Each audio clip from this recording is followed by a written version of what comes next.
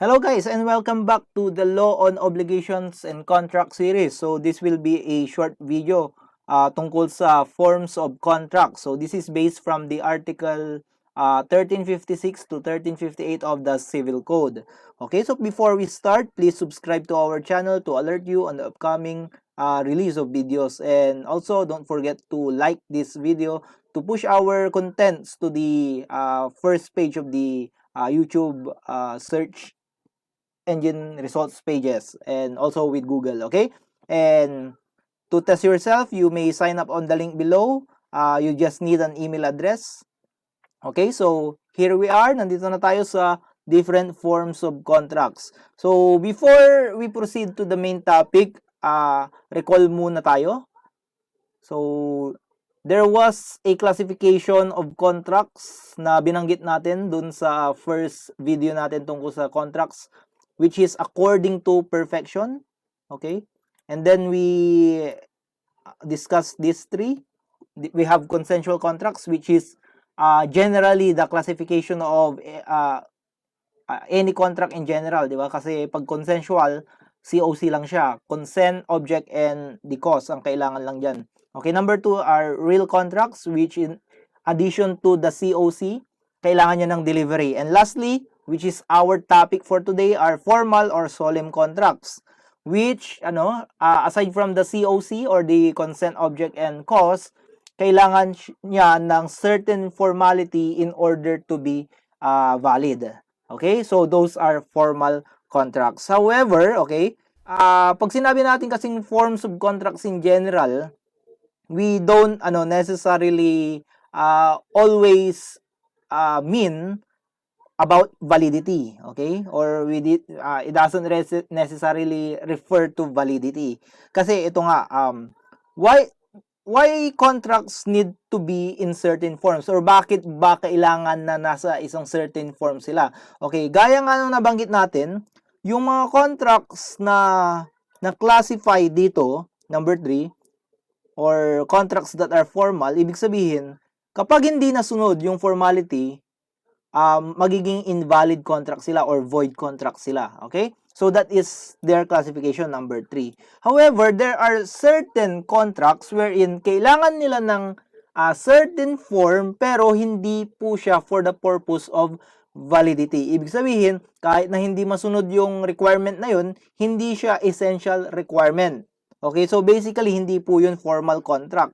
Okay, hindi po sila mag-falls sa number 3. Hindi po sila formal contract. Kasi ang definition po natin sa formal contract is, in addition to the COC, meron pa silang essential requisite, which is the, the formality required by law.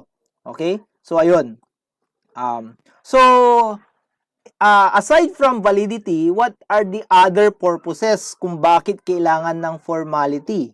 Okay? So, we have here, okay? Number 1, 2, and 3. We have 3 reasons actually. So, number 1, yung validity, yung nabanggit natin. So, ibig sabihin, yung mga contracts na hindi sumunod sa proper formality under this one, number 1, they will be considered void contracts or non-existent contracts. Number 2, okay? Yung mga contracts na hindi susunod, okay, sa kanilang formality, at yung formality na yon ay required for enforceability, okay, hindi nila sinunod, ang mangyayari ay hindi sila magiging void, pero magiging unenforceable contracts lang. So, this will be discussed on the upcoming videos, okay? So, may malaking pagkakaiba po ang unenforceable at void contracts, okay? So, i-differentiate natin yan later on sa mga susunod nating videos, okay? Pero for now, okay, isipin nyo muna, basta iba ang void contract from an enforceable contract. And lastly, number 3, okay, some certain formalities are required for the convenience of the party. So, anong ibig sabihin yan? Kahit na hindi masunod, okay, yung formality na binabanggit natin yun, anong mangyayari? Valid and enforceable pa rin yung contract. However, okay, in practice kasi, mahirap patunayan ng isang kontrata lalo na kung ito ay oral lang or verbal, di ba? Kung walang kasulatan. Okay? So may mga generally kasi ang contracts hindi naman kailangan in writing. Okay, maraming contracts diyan na hindi kailangan in writing pero magiging valid and enforceable pa rin sila. Yun nga lang, although valid and enforceable sila, pagdating natin sa korte, hindi natin basta-basta mapapatunayan yun kung ganun lang, di ba? Kung pure verbal lang yung basis natin dun sa contract. So, medyo, yun nga, mahihirapan tayong makaklaim ng damages if ever. Okay? So, yun nga, number 3, for the purpose of convenience of the parties. So, kailangan nasa certain form sila. Okay? So, magbibigay tayo ng example sa bawat reasons ng formalities. Okay? So, unahin muna natin yung mga contracts which are needed to be in certain forms in order to be valid. So we have 7 examples. So ayan, tinable natin sila. So inuulit ko, ito po yung mga contracts, okay, that needs to be in a certain form in order to be valid. Kasi kung hindi sila sumunod sa tamang formality, anong mangyayari? Magiging void contract sila. So for example, number 1, donation of personal property whose value exceeds 500. Actually, this is 5,000. Okay? So, mukhang na-typo na naman tayo. So, donation of personal property whose value exceeds 5,000, it must be in writing. Kasi kung hindi siya nasunod in writing, ano mangyayari? Yung donation na yan ay void. Okay ba? And take note of the word or of the object of the contract which is a personal property.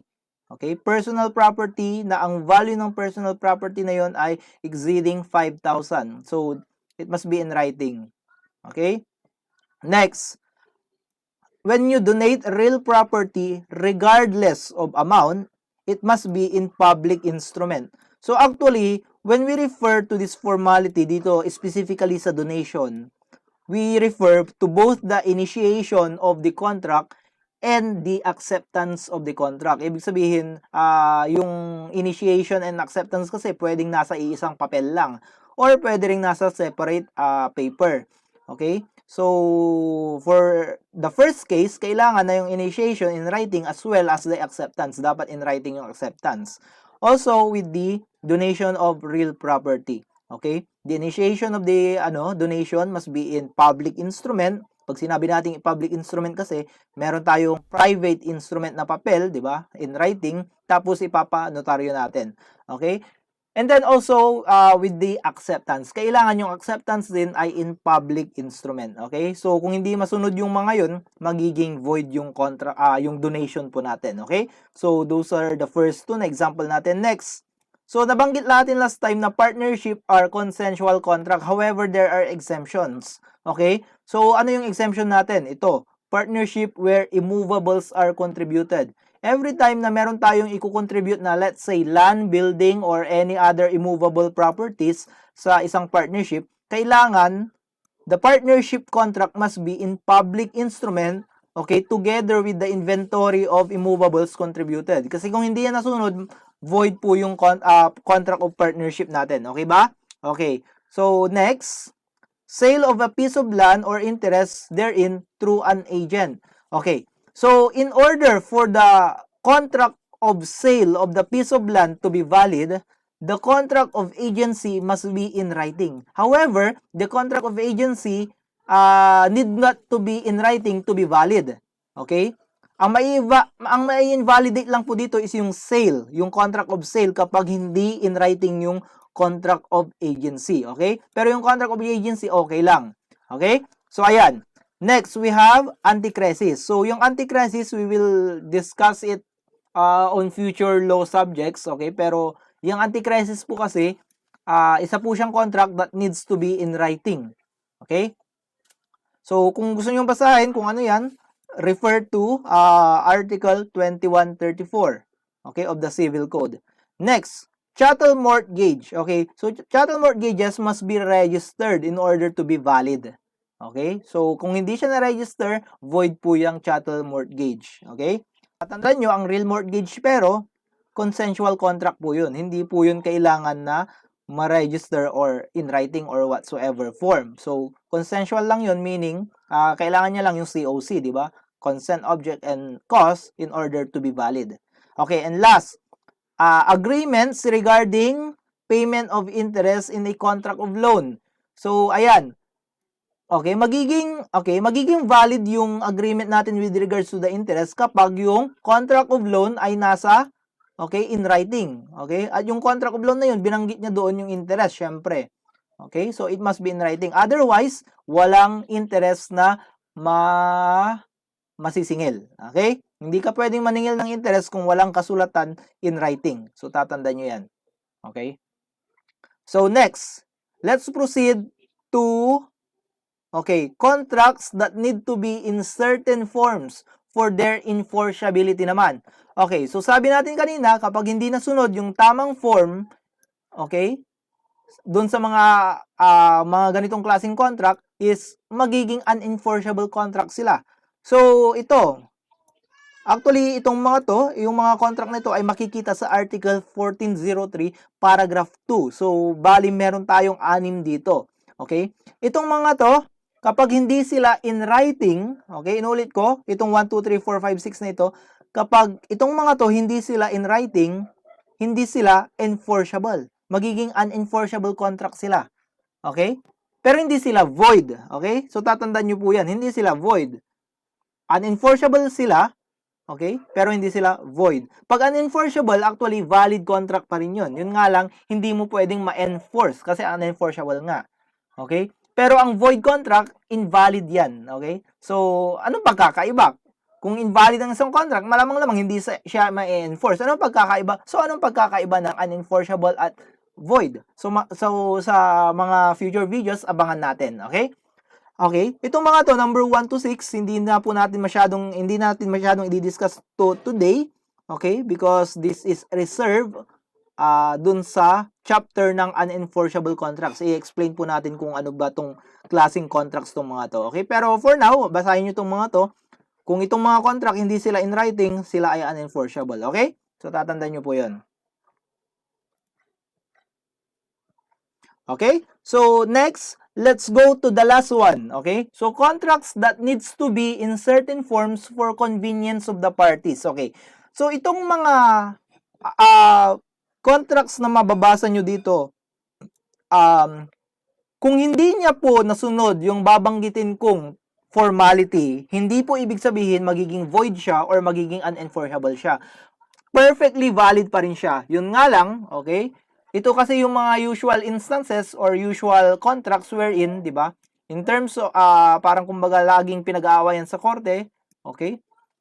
Yun nga, mahirap patunayan kapag walang kasulatan, okay? So, itong mga contracts na to, for the convenience of the parties must be in public instrument, okay? So, this is based on Article 1358. Okay, inuulit ko, these contracts na mababasa nyo dito must be in public instrument for the convenience of the parties. So, kung hindi man yun masunod, okay lang. Okay, valid pa rin yung contract. Okay, however, itong mga contracts na to, kapag ang isa sa mga party, kinumpel niya yung isang party na dapat yung kontrata natin in public instrument, kailangan mag-comply yung kabilang party. Okay, so meron silang karapatan na ganun. So that is based on Article 1357 naman. Okay? So any party, okay, which are involved in these types of contracts, yung mga nalay down natin dito, pwede niyang i-compel yung kabilang party to observe the proper formality, which is in this case, itong mga contracts na to ay in public instrument. Okay, so pwede nilang makumpel ang isa't isa. Okay ba? Pero inuulit ko, kung hindi man nila masunod na in public instrument, ano mangyayari? Okay? Ang mangyayari is, valid pa rin yung contract natin. It doesn't affect its validity. Okay? So, ano yung mga to? Number 1, acts and contracts which have for their object the creation, transmission, modification, or extinguishment of real rights over immovable properties. Okay? So, for example, real mortgages. Okay? So, real mortgages, okay, sabi natin, consensual lang ang real mortgage. Okay ba? So, medyo malalaking value ang involved sa mga real mortgages kasi 'di ba pag real mortgages ang object nun ay isang real property or immovable property which is nabanggit nga dito, 'di ba? Okay? So ayan, mahirap naman sigurong patunayan sa korte kung sakaling nagloko yung kabilang party kung verbal lang yung tawag dito, yung contract natin regarding the real mortgage. Okay? So, ayan. So, number 1, yun nga, ang example natin sa number 1 kapag meron tayong real mortgage. Okay? So, may nabanggit pala bali dito sa number 1 na sales of real property or of an interest therein are governed by Articles 1403. So, actually, this is yung Article 1403. Ito yung nabanggit natin kanina, which is yung mga contracts that needs to be in certain form for their enforceability. Okay? So, matatakal natin ito under unenforceable contracts. Okay? Itong sinasabi niya dito, yung sales of real property, blah, blah, blah. Okay? So, number 2, the cession, repudiation, or renunciation of hereditary rights or of those of conjugal partnership of gain. So, example na lang, kung i-renounce mo yung share sa isang, let's say, sa mana, 'di ba? Kumbaga, masyado kang mabait, kaya ang ginawa mo is ni-renounce mo yung share mo, hindi mo na lang kukunin, pinaubaya mo na sa mga kapatid mo, 'di ba? So ayan, yung ganyang klaseng kontrata, yung renunciation, actually okay lang na verbal, valid pa rin yung kontratang ganyan. Pero, okay, yun nga, according to Article 1358, parang kumbaga kino-convince niya na ilagay natin sa public instrument para kapag sakaling nagkaroon ng problema, okay, pagdating sa korte, okay, magiging convenient para sa atin, di ba? Madali nating mapatunayan na yun nga, okay? So number 3, the power to administer property or any other power which has for its object or an act appearing in which should be appear in public document or should prejudice a third person. So for example, meron kang properties, meron kang business, sabihin na natin, yung business mo it involves certain immovable properties and other personal properties, 'di ba? So, yung pag ipapaubaya mo sa iba yung pag-administer nung business na yon, so okay lang na okay. So, dapat parang kumbaga verbal lang, okay lang. So, valid pa rin 'yun. Pero, okay, pero kung sakaling nagkaroon ng problema, mahirap patunayan na parang kumbaga yung ganung klaseng right binigay mo nga talaga sa kanya. Okay? So ayun, for the sake of convenience, kailangan in public instrument yung mga ganung klaseng kasunduan. Okay? And lastly, the cession or actions or rights proceeding from an act appearing in public. Okay? So number 4, the cession of actions or rights proceeding from an act appearing in public instrument or document. Okay? So dito sa number 4, ang sinasabi lang dito actually is for example, number 2, sabi mo hindi mo na kukunin yung mana mo, pero nagbagong isip mo, so gusto mong baguhin yung earlier decision na ginawa mo. So in this case, okay, kailangan yung gagawin mong session of your action, kailangan in public instrument din ulit. Okay, for the convenience. So inuulit ko, itong 1 to 4 na ito, although hindi masusunod yung tamang formality na sinasabi ni Article 1358, hindi niya maaapektuhan yung validity ng contract which is produced by this different transaction number 1, 2, 3, 4. Okay, so valid pa rin yung contract. However, yun nga, okay, sinasabi natin, kapag hindi sinundan, pagdating sa korte, medyo mahirap patunayan. And also, according to Article 1357, both parties may compel each other to observe the proper form. So, under convenience, yun nga, public instrument tong 1, 2, 3, 4. Okay? And meron pang nabanggit dito, all other contracts which the amount involves 500 pesos. Okay? So, mag-isip nga tayo ng isang kontrata na hindi nabanggit from the previous slides which refer to validity, to enforceability, at hindi rin nabanggit dito sa 1, 2, 3, 4. So, mag-isip tayo. Okay? So, ito, contract of loan, pero walang interest this time kasi nabanggit yung pag may interest sa sa validity, di ba? Kapag may interest, kailangan in writing yung loan para maging valid yung interest. Okay? So this time, contract of loan which is more than 500, so nagpahiram ka ng pera pero walang interest. Okay? So those kinds of transaction, kailangan in public instrument lang daw sila, pero or in private instrument lang, okay lang. So, itong 1, 2, 3, 4, public instrument. Pero, yung all other contracts which involve amounts, okay? Amount exceeds 500 pesos, di ba? Kapag more than 500 pesos, kailangan kahit in private lang sana. So, kahit in writing lang, kahit hindi mo na notaryo, okay lang. Okay? Pero inuulit ko, kahit na hindi mo masunod, itong sinasabi ulit ng last paragraph na to, valid pa rin yung kontrata mo, yung contract of loan mo, kahit more than 500 pesos yan. Okay? Walang interest. Okay lang. Valid pa rin yun. Okay? Yun nga lang, pagdating sa korte, inuulit ko, mahirap patunayan na mayroong ngang utang. Okay, lalo na kung magpaperam ka ng 100,000. Grabe naman 'yan kung hindi mo papipirmahin sa isang kasulatan kasi 'di ba? Pwedeng kang takbuhan. Malaki-laking halaga yung 100,000 if ever, okay? So ayan.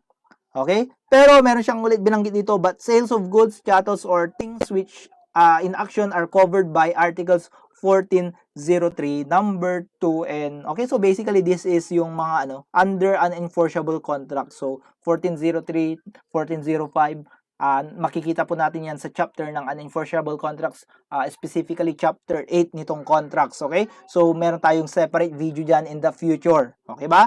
Okay, so sana naintindihan nyo yung mga different reasons kung bakit kailangan ng formalities ng mga certain contracts or kailangan ng forms ng mga certain contracts na ito. Okay, hindi lahat for the validity only. May mga mangilan-ngilan kailangan for enforceability at may mga mangilan-ngilan kailangan nila for the convenience of the parties. Okay? So that's it for today. And okay, so before you go, please consider subscribing to our channel and also don't forget to like this video if you think this is helpful. And again, to test yourself, sign up on the link below. And it's free, you just need an email address. Okay, so coming up next will be the reformation of contracts. Okay, so see you and goodbye.